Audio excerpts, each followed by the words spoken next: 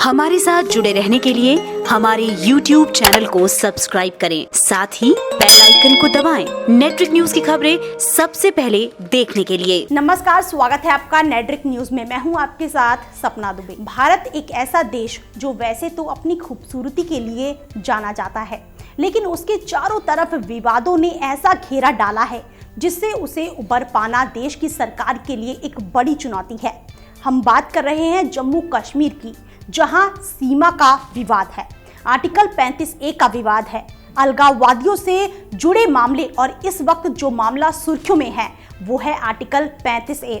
दरअसल केंद्र सरकार ने जम्मू कश्मीर में करीब 10,000 जवानों को भेजने का फैसला किया है। ये जवान केंद्रीय अर्धसैनिक बल के हैं और इन जवानों की कुल 100 अतिरिक्त कंपनियों को घाटी भेजे जाने का फैसला किया गया है। इन कंपनियों को अगले कुछ दिनों के अंदर घाटी भेजना शुरू कर दिया जाएगा। इस फैसले के बाद कश्मीर घाटी में तेज हुई राजनीतिक हलचल पर गौर करना जरूरी हो जाता है। इसके साथ ही इस सवाल का जवाब तलाशना भी जरूरी हो जाता है कि आखिर 100 अतिरिक्त कंपनियों को घाटी में भेजने के फैसले के तुरंत बाद ही 35A का जिक्र क्यों होने लगा है।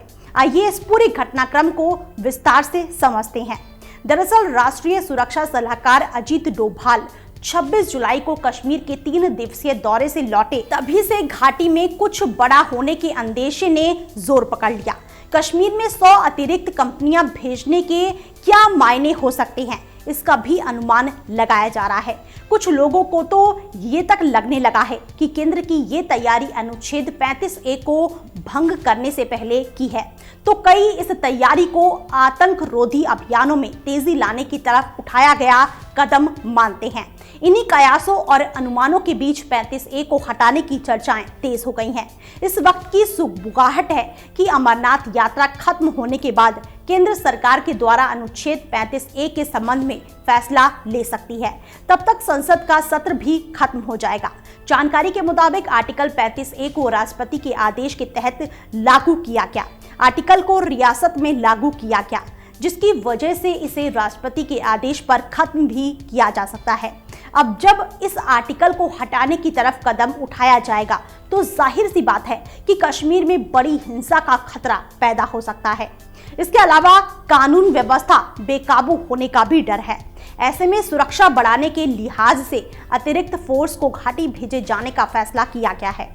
आर्टिकल 35A को समझा जाए तो इसके जरिए घाटी के निवासियों को स्टेट सब्जेक्ट मिलता है। ये आर्टिकल गैर रियासती लोगों का वो अधिकार छीन लेता है जो यहाँ के निवासियों को मिलता है। गैर रियासती लोगों को राज्य में अचल संपत्ति खरीदने, स्थायी रूप से कश्मीर में बसने और राज्य सरकार के अंदर आने वाली कोई भी नौकरी करने का अधिकार नहीं होता। इस आर्टिकल को खत्म करने के लिए सुप्रीम कोर्ट में कई जनहित याचिकाएं अब भी विचाराधीन हैं। डीजीपी दिलबाग सिंह अतिरिक्त कंपनियों की तैनाती को लेकर कहते हैं कि 100 कंपनियों को घाटी भेजना एक रूटीन प्रक्रिया है। इसका उद्देश्य है कि कश्मीर में ट्रेनिंग करने वाली कंपनियों को राहत दी जा सके। उन्होंने बताया कि पंचायत चुनाव के बाद से ही ये प्रक्रिया जारी है। इन्हीं चर्चाओं के बीच एक बात और है जो काफी गर्म है। दरअसल डोभाल के सीक्रेट मिशन पर पहुंचने के बाद से ही कई चर्चाएं शुरू हो गई थीं, जैसे क्या घाटी में कुछ बड़ा होने वाला है। बुधवार को NSA अजीत डोभाल कश्मीर दौरे पर थे। वो सीक्रेट मिशन के तहत कश्मीर दौरे पर श्रीनगर पहुंचे थे। श्रीनगर पहुंचने पर डोभाल ने एक बैठक ली जिसमें सुरक्षा और खुफिया एजेंसियों के अधिकारी शामिल हुए। ये बैठकें अलग अलग हुईं, जिसमें मौजूदा हालात और घाटी की सुरक्षा व्यवस्था के बारे में बात की गई। डोभाल का ये दौरा टॉप सीक्रेट था।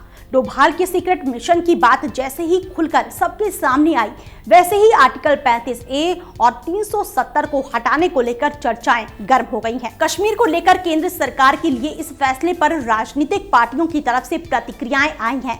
नेशनल कॉन्फ्रेंस और पैंथर्स पार्टी ने तो केंद्र के इस फैसले को सवालों के घेरे में लाकर खड़ा कर दिया। कश्मीर में 100 अतिरिक्त कंपनियां भेजने के फैसले पर नेशनल कॉन्फ्रेंस के उपाध्यक्ष उमर अब्दुल्ला ने केंद्र और राज्य प्रशासन पर 35A को भंग करने की आशंका पैदा कर लोगों में डर फैलाने का आरोप लगाया था। नेशनल कॉन्फ्रेंस के महासचिव अली मोहम्मद सागर का कहना है कि केंद्र सरकार और राज्यपाल सत्यपाल मलिक हमेशा ही दावा करते हैं कि घाटी के हालात सुधरे हैं, लेकिन जब हालात में सुधार है तो सुरक्षा बलों की संख्या बढ़ाने की क्या जरूरत है? आम लोगों में इससे डर पैदा होगा। उन्होंने कहा कि केंद्र सरकार कहीं राज्य के संविधान के साथ कोई छेड़छाड़ करने की मूड में तो नहीं है। वहीं पैंथर्स पार्टी के चेयरमैन हर्षदेव का कहना है कि ये अजीब है कि एक तरफ राज्यपाल कानून व्यवस्था में सुधार होने की बात कहते हैं तो दूसरी तरफ 100 और कंपनियों को तैनात किया जा रहा है। ये परस्पर विरोधाभासी है। सरकार को राज्य के हालात पर स्थिति स्पष्ट करनी चाहिए। केंद्र सरकार कश्मीर और 35A को लेकर क्या प्लानिंग कर रही है, ये तो भविष्य की गोद में छिपा है। लेकिन जिस तरह से इतनी भारी संख्या में जवानों को घाटी की तरफ भेजे जाने का फैसला लिया गया है, वो इस बात की तरफ इशारा जरूर कर रहा है कि कुछ तो बड़ा होने वाला है। पर क्या इस पर बड़ा सवालिया निशान है? फिलहाल इतना ही। बाकी ऐसी और वीडियोस के लिए आप चैनल को सब्सक्राइब करना ना भूलें। आप देख रहे हैं नेट्रिक न्यूज, साहस सच कहने का।